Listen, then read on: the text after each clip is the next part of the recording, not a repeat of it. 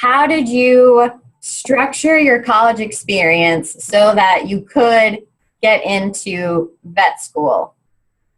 That's a great question. So when I first signed up for classes through the summer before my freshman year, I think my advisor, which was a generic college advisor, set me up with like 12 credits so that I could make sure I did really well and got good grades.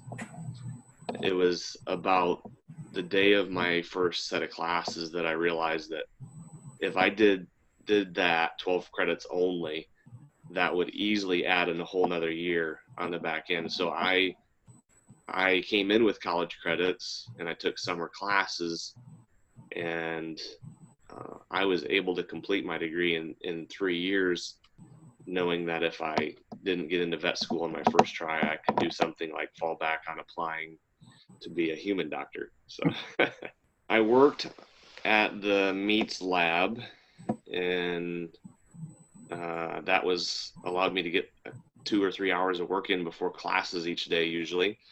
That was something that I did. That allowed me some really good experiences with a knife that I use in doing necropsies on pigs currently. Let's see, I was in block and bridle.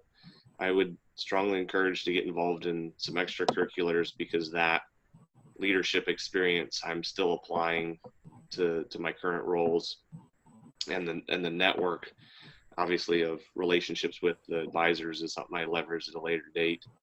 And I only spent about a month with the judging team before I realized that probably wasn't going to get me into vet school, but that was a personal choice I had to make that was really tough.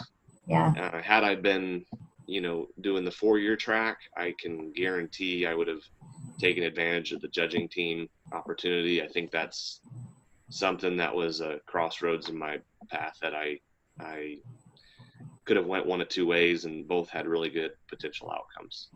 Well, luckily, again, Dr. Hawkins was a great advisor because he pushed me to do things I didn't want to do. And then Dr. Hill was an unofficial advisor for me as well. And so they forced me to take more science than I had to based on the curriculum, and really encouraged me to take as many of the upper level animal science courses as I could. And so although I never really wanted to take a second semester of organic chemistry, I do know that some of those decisions helped me get through later science classes. And that was the biggest thing I did from a curriculum standpoint. The other big thing was getting research experience in a lab, because I know as I look for graduate students currently, what I usually want from them is to know they have some experience in research or in a lab setting. Probably my biggest regret is that I didn't end up getting any internship experience in industry, really. One summer between my junior and senior year, when I stayed at Michigan State, I worked in the lab part-time on a research project, and then part-time I did a small internship with Michigan Cattlemen's Association, and that was good, but I do wish that I had been more willing to consider an industry sort of internship then, partially because now I help advise some of my students through that process, and I didn't ever do it myself. I've always been employed by a university. So, for example, I was a member of the dairy club. I was a member of the dairy judging team. I worked, like I said, I worked in the meat lab, and I also had many other jobs around the animal science department and veterinary medicine group over the 4 years I was at Michigan State. So I would say getting those experiences, working with teams, gaining that leadership ability, having the ability to make decisions and make decisions quickly sometimes are things that you need to know and you need to learn before you enter the workforce. I actually have gone to campuses to interview students for internships, and you can really tell the students that haven't had those opportunities, and I would say they're maybe not as marketable. So take advantage of the experiences that you can gain at Michigan State in the animal science department while you're there.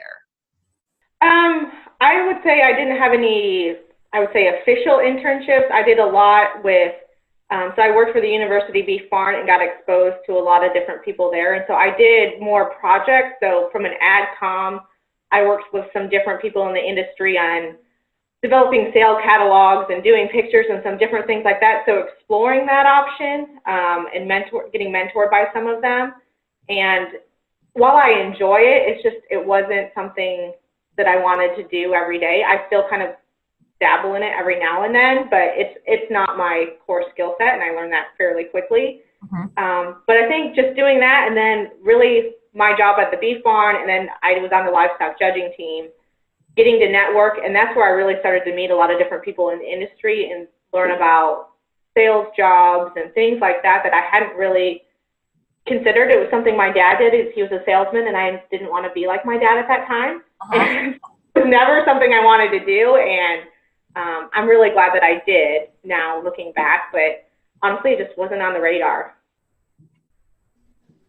I was involved in Block and Bridle. I was a College of Ag Natural Resources Ambassador. And then I also did one internship one summer out on a Red Angus ranch in western Nebraska. Otherwise, I was typically working on the sheep farm because I was given quite a few opportunities there and privileges and responsibilities. First off, I was very close with my academic advisor, Dr. Dave Hawkins, and he would always tend to lead me in the right direction that we would discuss about as far as options and that sort of thing. And then when I first came to campus, I got very involved in the Block and Bridle Club, and that we all have one common goal, and that's livestock. So that was very eye-opening, and I very much enjoyed my time being a member of Block and Bridle.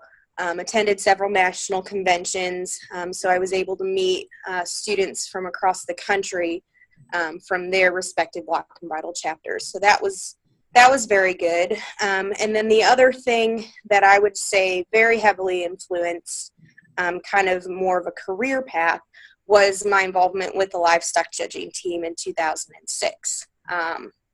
That really opened the door. When you're on the team, you visit a lot of different breeders and folks that raise livestock and just practice judging their animals. And you just, you meet a lot of people that way. You meet kids across the country that compete against you from other schools. And I've maintained friendships with a lot of them. And so it's been really good as far as a networking aspect, just from the folks that you meet from the livestock judging team.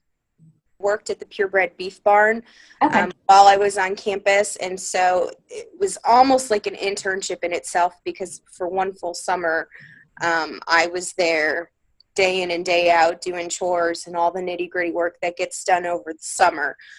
So that was very good, just because my background growing up on a farm was more kind of feeder calves and market steers, and I had never really been exposed to the breeding cattle aspect until I came to Michigan State and worked at the beef barn. So my senior summer was when I got an internship with Marielle, and it was actually their identity division at the time, which is their genetics division. Or with Marielle, basically, I traveled around the country and I took fat samples off of steer carcasses because they were testing different fatty acids and doing fatty acid analysis, and they needed a student to collect samples. And so I went in packing plants in like 7 or 8 different states.